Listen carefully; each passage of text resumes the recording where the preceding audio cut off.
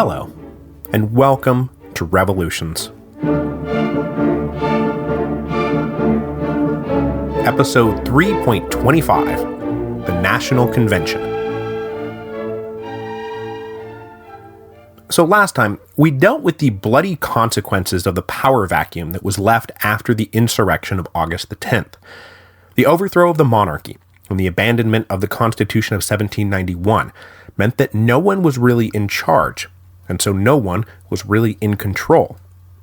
But this dangerous 6-week interregnum ended with the convening of the National Convention. The National Convention's stated purpose was to write a new constitution for France.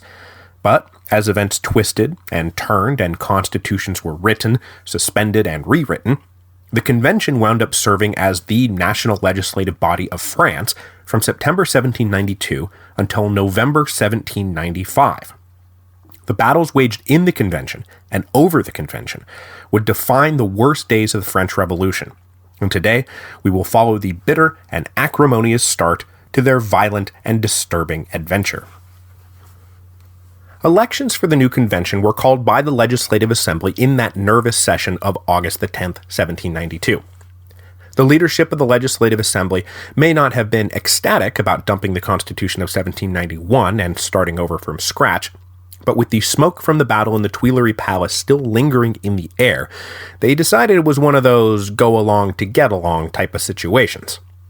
But though Brissot and his Girondin friends no doubt shuddered when they approved elections that were to be held on the basis of universal manhood suffrage, accepting only servants and the unemployed, they did manage to sneak through 2 bits of procedural minutiae that helped ease the pain. First, they stuck with the same 2-tiered electoral system that had been used in the past. A primary assembly to nominate an elector, who would then move on to a second assembly where the vote for the actual delegates would take place. This would hopefully lock out the kind of delegate unregulated democracy might produce. Second, they managed to resist Robespierre's call that the Legislative Assembly pass a self-denying decree, as the National Assembly had once done, a decree that would bar them all from sitting in the convention. But the leaders of the Legislative Assembly were having none of that. They were not going to be swept aside like those naive fouillants. If the electoral pool was going to be universal, so too would the candidate pool. The first round of elections was held on August the 27th, which was just about the time Paris was entering terminal freakout mode. But it wasn't just Paris that was freaking out. There was a lot of freaking out going on. Those commissioners sent out by the Legislative Assembly after August the 10th made it clear that this was the dawn of a new era. And in this new era, enemies of the revolution would no longer be coddled. Decrees started coming out of Paris authorizing the arrest of suspects, and then that extraordinary tribunal gave everyone a look at what justice would look like in this new era when they started cutting off heads with the guillotine. Which, while I'm here, I had better correct something right now. As a few of you pointed out, Dr. Guillotine did not invent the guillotine. He merely suggested that all execution should be decapitation, effected by means of a simple machine. Forerunners of that simple machine had been around for a few hundred years, but the prototype built in April 1792 is officially credited to a surgeon named Antoine Louis. Dr. Guillotine's name wound up attached to the thing, though, much to his everlasting shame and horror. Sure don't like making mistakes like that, but every once in a while I faceplant. I'm sorry about that. So, the elections to the National Convention unfolded under an oppressive blanket of fear and suspicion. So it should come as no surprise that in an atmosphere where the wrong political sentiment, even when expressed offhand, might result in the death penalty, the turnout for the elections was comically low. You never see turnout figures for the primary assemblies higher than 25%, and I've seen them calculated as low as just 5%. Why in the world would you want to accidentally vote for the wrong guy at a time like this? That meant that those who did show up were of a very particular type and agreed on a very specific set of principles, which is why it's so ironic that of the 3 major representative bodies we've dealt with so far, the National Assembly, the Legislative Assembly, and now the National Convention, the convention would turn out to be by far the most rancorous and faction-ridden.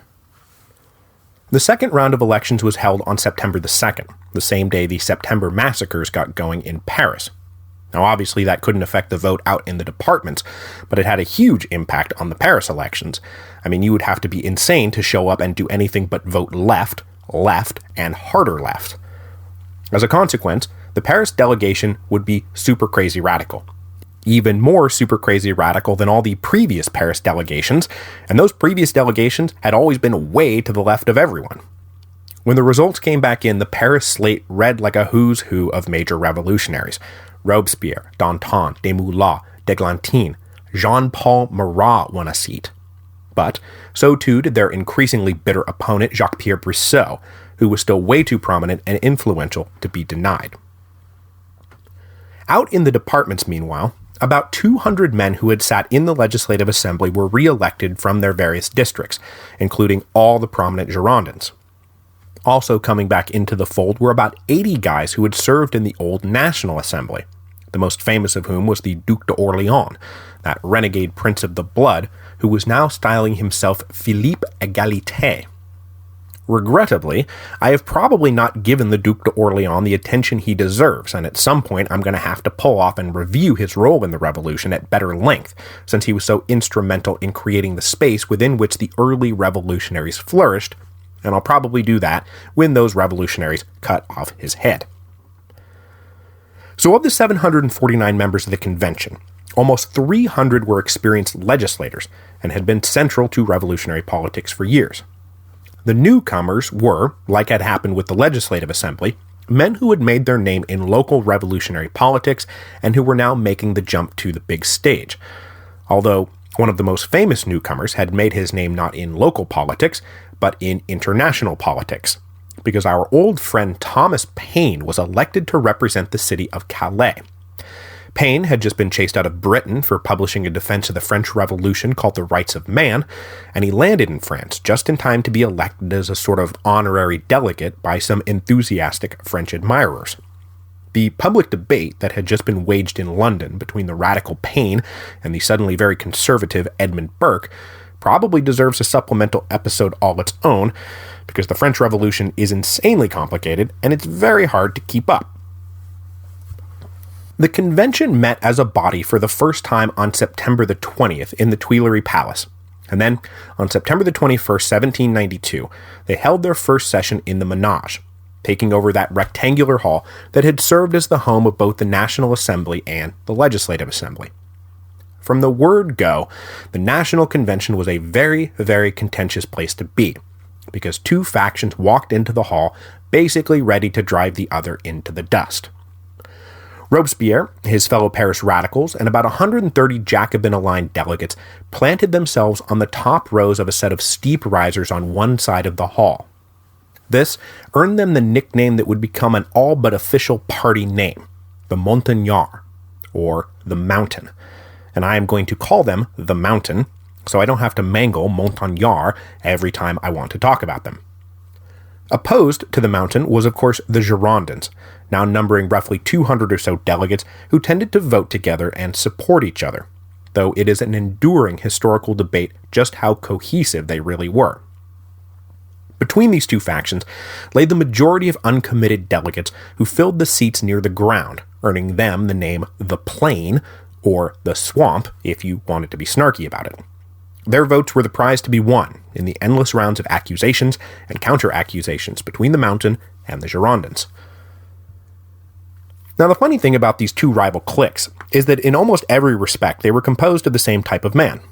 They were all well-educated, mostly lawyers and professionals, thoroughly of the bourgeois set. Most had grown up obscure in the provinces and had risen to prominence with the Revolution. They all were, or had very recently been prominent Jacobins, and those who had been in the National Assembly or the Legislative Assembly always composed the left side of the left wing. So far, they had really only disagreed about one thing, but I suppose it was a big thing. Brissot and the Girondins were extremely pro-war. Robespierre and his allies were staunchly anti-war. The rest of it comes down to personality. They just didn't like each other.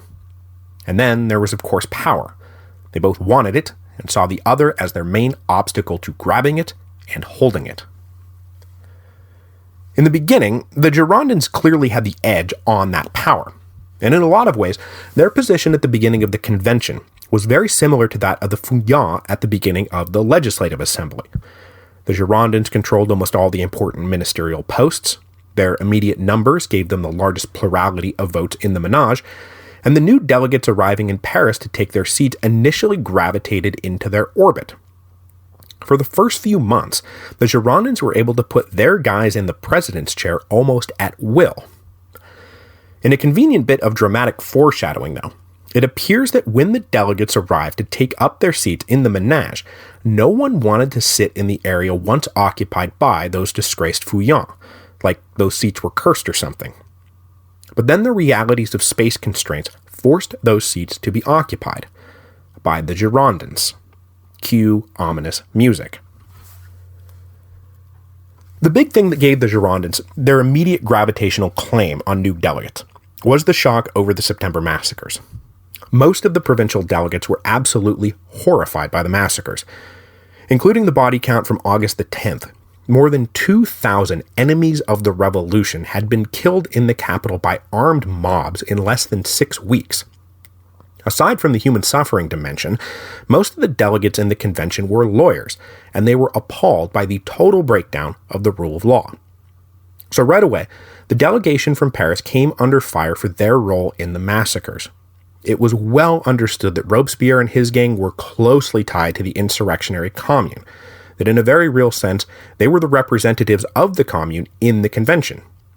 That set them up as villains through these initial sessions. In a very pointed rebuke of the commune, the first president the convention elected was Jérôme Pétion, the now ex-mayor of Paris, who had been deposed when the insurrectionary commune took power on August the 10th. The first order of business, however, did manage to bring everyone together. On September the 21st, the convention voted unanimously to abolish the monarchy and declare France a republic.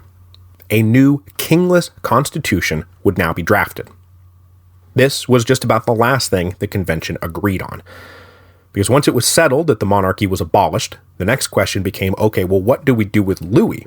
And that's when unanimity collapsed. Some wanted him put on trial.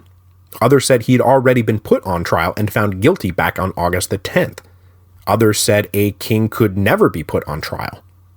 Some people wanted him dead, other people wanted him in prison, others maybe secretly wanted him back on the throne. All of this would be the primary focus of the first few months of the convention, and today I am going to talk about none of it. Instead, I'm going to reserve it all for next week, so I can tell in one coherent story the trial and execution of Louis the Last. Today, we're just going to have a little fun watching the Girondins and the Mountain go at it tooth and nail. The Girondins moved quickly to try to destroy the Mountain before they even got settled. In that first week, they accused Robespierre of orchestrating the September massacre so he could kill all his enemies and set himself up as a dictator. Their main tactic was to link Robespierre to Marat, because everyone knew Marat had been the main instigator of the massacres and had been repeatedly calling for a revolutionary dictatorship to purge France of the impure. The Girondins then pivoted from this personal attack on Robespierre into a general assault on the Paris Commune, which they argued posed a potential threat to the convention. Anytime something didn't go the Commune's way, they could simply unleash the armed hordes of sans-culottes. To counter this, they proposed calling in National Guard units from the provinces to come act as defenders of the convention.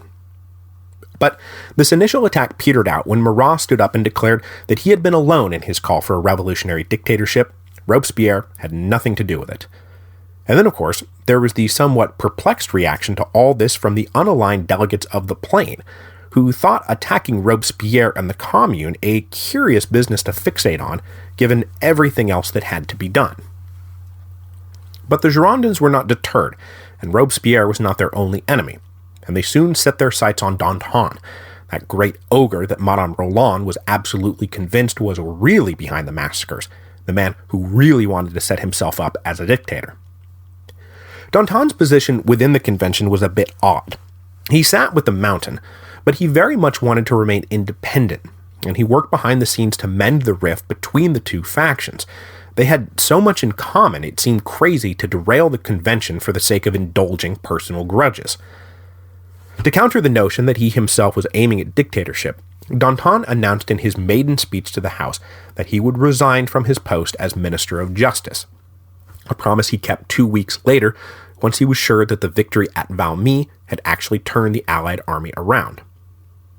But that was not enough for Madame Roland, and in mid-October the Girondins started going after Danton hard for his sloppy bookkeeping as Minister of Justice. He had spent a lot of money, and no one knew where it had gone, though it was clear at least a chunk of it had gone to arm the Paris sections, which didn't exactly seem like Justice Ministry business. But while the vast majority of the money was publicly unaccounted for, Danton plausibly made his case that given the circumstances he had spent the money as he thought best to defend Paris, that he had shown his receipts to his colleagues on the Provisional Executive Council, and that they had approved his work, which his fellow ministers then affirmed that he had.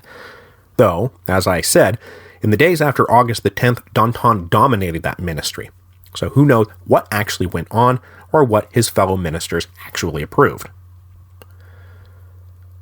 All of these attacks culminated at the end of October and the beginning of November, when the Girondins attempted to expel the entire Paris delegation as a threat to the convention. On October the 25th, they sent out one of their guys, a minor character whose name I won't bother you with, to reopen the case against Robespierre. The model of the speech was Cicero's Catiline Orations, and he again accused Robespierre of trying to set himself up as a dictator. But when Robespierre came back a week later with his defense, he absolutely won over the Plain. He dismissed the entire thrust of the Girondin attack as both stupid and petty. He laughed at the thought of anyone thinking him, of all people, anything but an instrument of virtue. He then laid out what would soon become the official revolutionary position on the September massacres, that they were inextricably linked to the insurrection of August the 10th, that they were driven by the same historical force, that to deny one was to deny the other, and since no one wanted to turn back the clock on August the 10th, everyone had to accept the massacres as the unfortunate result of the same virtuous impulses. It had all been illegal. Of course it had been illegal, but it was the will of the people, and that was what mattered. Do you want a revolution, he asked, without a revolution? But all this bickering was really just a sideshow to the main event, because over this first month of the convention's life, committees were being formed and then started reporting back about how best to deal with the king. Next week, we will be back at full strength with a full-length episode to delve into the trial and execution of Louis XVI, whose fate would soon enough be shared by those who currently judged him.